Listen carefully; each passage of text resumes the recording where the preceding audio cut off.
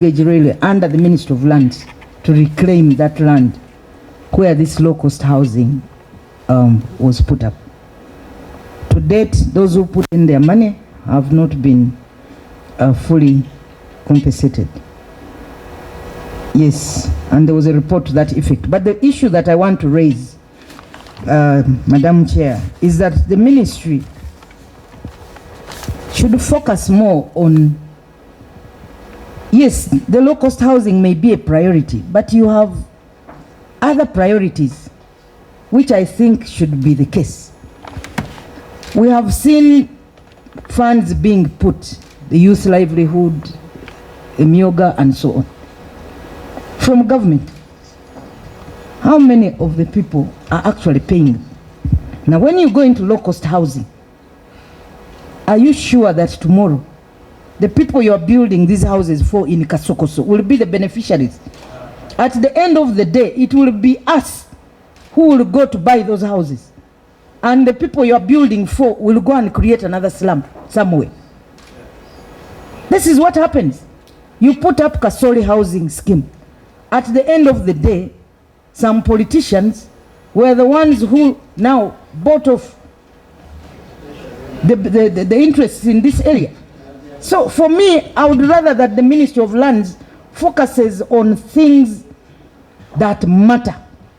I was happy when you said, yes, you are going to provide, you are going to tell Ugandans advise Ugandans who have land what to do with their land. But I would rather, there are so many people out there with land, they cannot afford titles. I would rather the ministry puts money into supporting these people to acquire certificates of title, and then they can go and pick money from the banks and build for themselves. Instead of saying you are building houses for Ugandans, whom tomorrow it is us, the politicians. Look at what happened in this Nakawa housing project. No, look, no, those with the money. Look at what happened in this Nakawa housing estate. It was for a certain class of people. What happened? So government said they were going to put up houses, better facilities there. What happened today? It is the rich who are there. Go and see Fanero, I don't know who. They have taken over this. So focus on other things. Let's put money in national housing.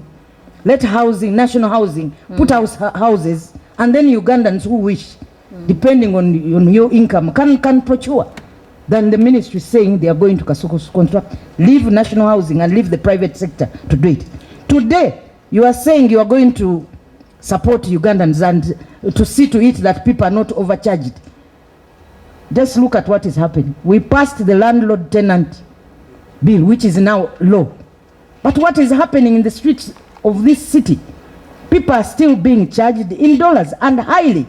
The other day there was a strike. The landlords are overcharging. So what are you doing? If you cannot handle that now, why should you say you are going to do it when you construct the low-cost housing? Deal with the problems. We have a law in place. First, address what is in that law.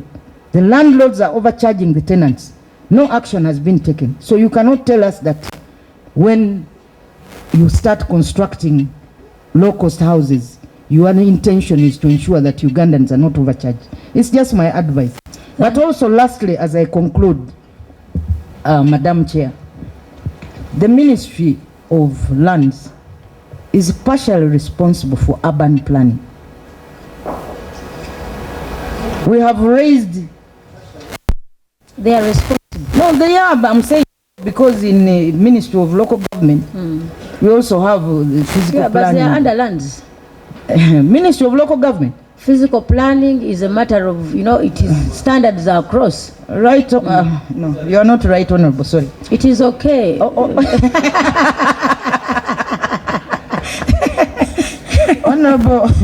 Honorable Chair, the point I'm trying to raise, we have raised this before. Look at Kampala where we are today. The other day we were meeting the Kampala City Council Authority. Now the authority has its own authority. Today, land is meant for local. there is no proper planning in this place. You put up your bungalow, tomorrow another one has put up 5 stories just next to you. And you cannot complain. So what are all these sectors doing to ensure that we have uniform planning? Today, when you go to Naguru was purely residential area. Now offices have come up. Then the worst bit is now a petrol station has even come up. In Naguru still? Yes, in Naguru. So you are in charge of planning. Why can't we have a proper planning? What is, Madam PS, what is the opposite of planning? In this city. How do I, and how can other I areas. classify? Honorable Sarah, a moment. If what is the opposite of planning? I want to have a proper classification of what the ministry is doing. It's supposed to be a ministry that plans. What happens if you don't plan? What is the reverse?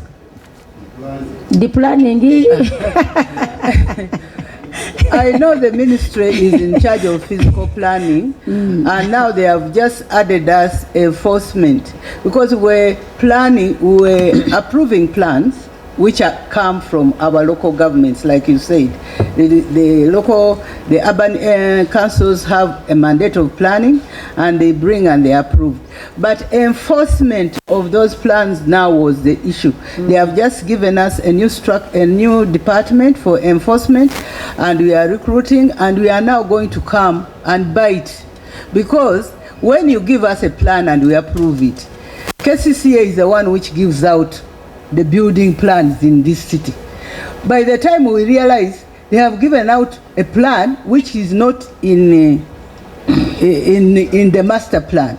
So they have given us a department, and we are also going to get our local governments have some kind of small position or a position of enforcement of these plans. Government now is considering constructing houses for Ugandans, and we are focusing on Kasokoso, and we are focusing on low-income earners. That's why we are saying we have to provide guarantees to the private sector, give them a cushion, and tell them that these houses which we are constructing are not going to. We have been to Rwanda, we have a concept paper, we have developed guidelines, and we are going to guide what the private sector will do. We will not leave the private sector to charge astronomical charges for their houses. And since government is the one going to provide the land, we are thinking that if we provide the land and if we use our national housing, we'll be able to accommodate people. You talked about the deficit. The deficit is so big. I think we are in 2.6 billion houses. We need 2.6 billion houses to accommodate all the Ugandans, including us, because we are now growing at a very fast rate, and we cannot deny people houses. And since most people are moving from the rural areas to the urban areas, we have recognized this need as a priority, and government has put emphasis on it. From next year, we are going to see houses coming up, and it is also important to note that we have talked to other landowners in the urban cities, the Buganda Land Board, and we are bringing their attention that they can benefit through constructing such houses in partnership with other investors to give us houses for our people. So from the 2.6 billion requirement, all need, we have zero. Madam Chair, it can't be billion. Million. It is million. Million. Yeah. 2.6 million houses. 2.6. So we are beginning next financial year. And we are talking of accommodating a family of 5 to 7 people. A family of 5 to 7. So you are beginning next year. People have been constructing on their own. We want to support. No, we are speaking. PS. We are speaking about government. Yeah. So government is at zero. Government now has recognized the need, and they are going to do Chair. it. Okay. Allow me a small clarification. So, Madam PS, the only available strategy is to work with the private sector. Because Honorable Mudimi comes in with saying now we own the National Housing Corporation. And what does the National Housing Corporation do? Their job is to build houses. And that's if it's a corporation for Uganda, it would be more wise that you put money in the National Housing Corporation now, instead of throwing money now to the private sector who are going to come tomorrow giving excuses here and there. Now, let it be a mix. Let it be a mix. Honorable, it is a mix because National Housing Corporation is also going to be funded for that same factor. Thank you. Honorable Chair, I want to inquire from the PS. How do you call the buildings which I think is for low cost put in Karamoja in Moroto? Because you are saying government has not gone there, but I have them in Karamoja. How do you call that one? We'll do it, but you know what it means in Uganda. You can do it, but but we will do it because we are now seeing that people are building in roads. At least under GKMA, we have seen people demolish fences, and we are going to do it. So it is enforcement of the plans which is the problem, but we are going to handle it. And we have noted all the points which have been given, and since we are developing guidelines for how we are going to handle affordable houses, that is a good input from you, honorable member. Thank you very much. Just add on one, that planning should be for the national plan, because in Kenya they are rolling out that low housing construction across the country, not only in the city. So we can, instead of focusing on only Kasokoso, the problem is wider, and I think the 2 points. Can I conclude? And I was looking at our parliamentary procedures, section 174. Yes, we are raising very pertinent issues which are really affecting our lives. But I think we also need to proceed very well according to this law and give it more time. If we had 2 days, we would actually be looking at these pertinent issues. At the same time, look at what our functional role according to the law that is. So I beg, Chair, that we go straight to the accounts and the audit queries. Thank you, honorable colleagues. We are proceeding very well, and we shall manage the time. Respond to the issues that have been raised, then. Chairperson, I want to add. No, honorable, not. Honorable, not. Excuse me, just one. Kindly not. Fuel stations. The ministry developed a fuel stations regulation 2022 to regulate and develop fuel stations. The challenge is the enforcement again. Like we have developed a law, we have disseminated the law, but enforcing its compliance is the problem.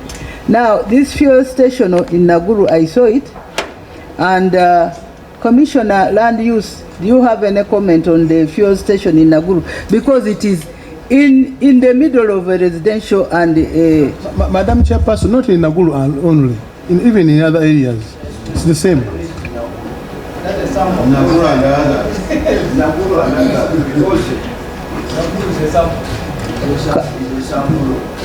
Can I have my commissioner respond?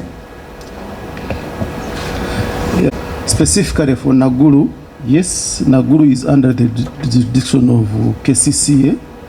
As the ministry responsible, we put it to their attention, but they have not yet responded to us since they are the controlling authority. Chair. Yes. Through you, Chair. Branch fuel station in Naguru.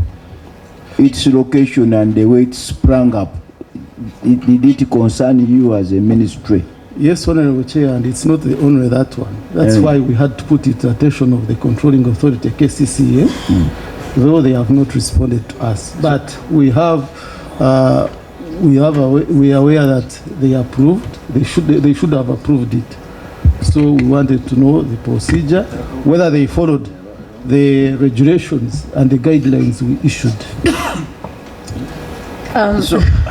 Honorable Asman, I take note of your concern, but you know, we come here, it is working in silos. One head is the other side, the arm is this side, the leg is the other side. We are one government, and it is becoming so expensive. It is frustrating service delivery.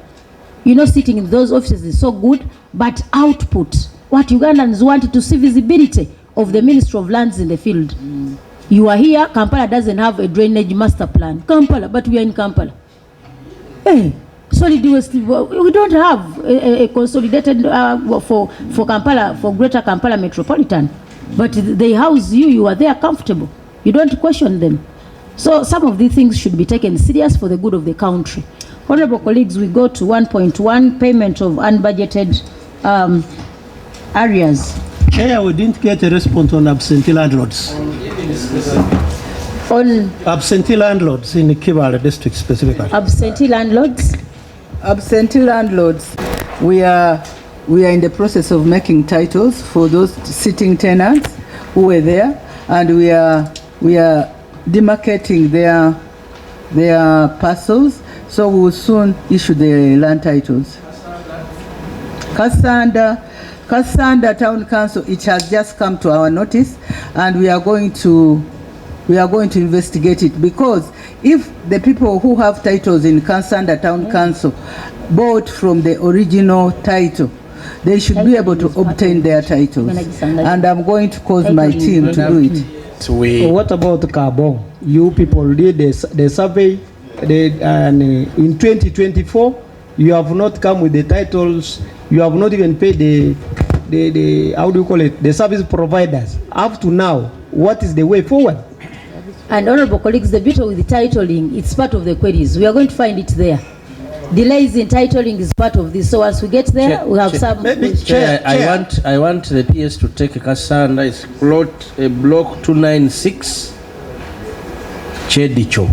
But Okay. Chair, before Cassandra, I just wanted to pass a comment. Demarcation program the PS is talking about. She's actually giving the political answers.